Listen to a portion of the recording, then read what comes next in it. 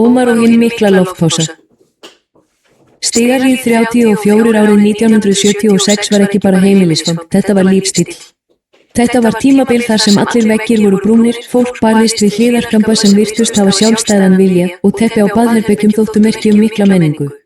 Í miðri þessari fagurfræðilegu ringulreið lá Ómar í vöggunni sinni, nýjasti meðlimurinn, og virtist íhuga hvort hann ætti að taka þátt í þessum áratug eða ekki.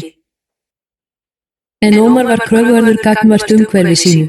Allt í einu ákvað hann að andrúmsloftið í stigahlíðinni væri hreinlega ekki upp á marga fiska. Hann tók sér það sem við gætum kallað loftpásu. Hann hætti að anda, krosslagði andlegu armana og breyttist úr því að vera sætlega bleikur í að verða áhugaverður bládóna, eins og nýútgefin diskóplata á rándýrum vínil. Þegar Kristín Anný sá að barnið var hætt að nota súrefni, frást heilinni henni eins og gamalt sjónvarpstæki í snjóstormi. Hún horfði beint á símann sem stóð á borðinu, en rökhugsunin hafði yfirgefið svæðið án þess að kveðja. Í stað þess að hringja sjálf, greip hún í dóttur sína, Soffíu. Hlauptu, öskraði hún, hlauptu til Línu á næstu hæð. Hún þarf að hringja á sjúkrabíl því minn sími er orðinn ósýnilegur af stressi. Soffía beið ekki eftir frekari útskýringum heldur tók sprettin upp stigann eins og hún væri að keppa á Ólympíuleikunum í skelfingu. Hún barði á dyrnar hjá Línu nágranna af slíkum krafti að það mátti halda að það væri loftárás í gangi. Í stigarhríð 34 var þetta talin skilvirkasta leiðin til að flytja upplýsingar á milli hæða, frekar en að treysta á tæknina sem stóð kyrr í forstofunni. Lína nágranni mætti til dyra með krulluherðið sitt eins og kórunu. Hún áttaði sig strax á því að þetta var ekki hefðbundið kaffiboð til að ræða nýjasta prjónamunstrið. Hún greip appelsínugula snúningsskífusímann sinn og byrjaði að snúa af slíkum móð að fingurnir hitnuðu.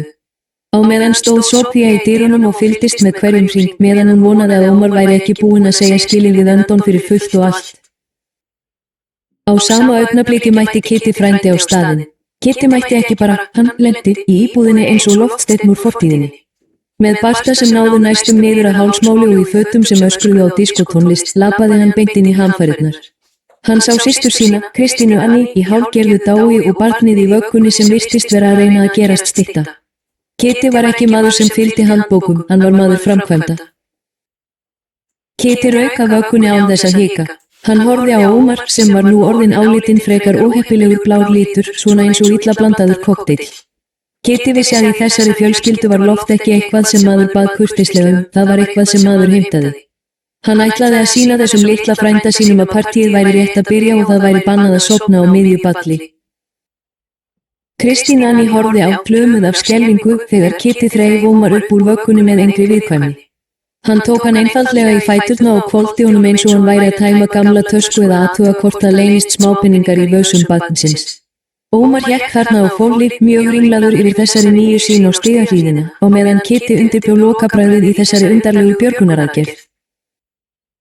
Kitty klífti Ómar fast í bakið og gaf honum smá hristing, eins og hann væri að reyna að fá líf í bilaðan útvarpsendi eða gamlan latasport. Þetta var vélræn endurræsing á hæsta stig. Allt í einu áttaði Ómar sig á því að þessi meðferð væri hreinlega fyrir neðan hans virðingu. Hann tók andaninn af öllu afli og hleypti honum út aftur með svo kröktugu öskri að það hristust glösin í skápunum hjá Línu nágranna uppi á efri hæðinni.